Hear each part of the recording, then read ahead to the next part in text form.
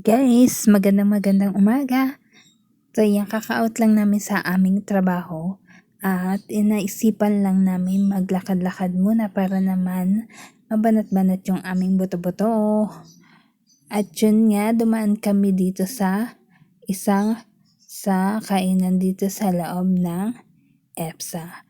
Ang mga tinda lang naman dito ay may lugaw, pares at lomi. At ang order namin ngayon guys ay lomi. So, tatry namin dito kung masarap yung kanilang tindang lomi. So, yan, order lang kami ng regular na lomi. So, yan, titikman namin kung ano ang lasa ng lomi nila dahil ngayon lang kami kumain dito sa kainan na ito. At naku po guys, sulit na sulit ang 70 pesos mo dito dahil nga punong-puno ang sangsulyaw ng lomi dito at napakadami pa ng toppings. At yung toppings nila sobrang crunchy. Sobrang crunchy talaga guys. Ito yung kainan na nakakain ako ng sobrang crunchy na yung cake yam. Sobrang crunchy niya at saka yung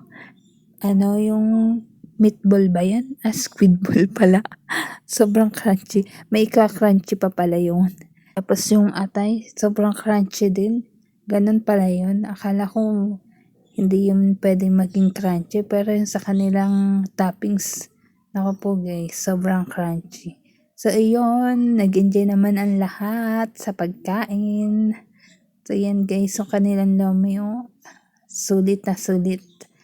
Kaya kung napadaan ka dito, ito lang naman yan sa The Original. Yan, sa Pares and Lomi, Batangas.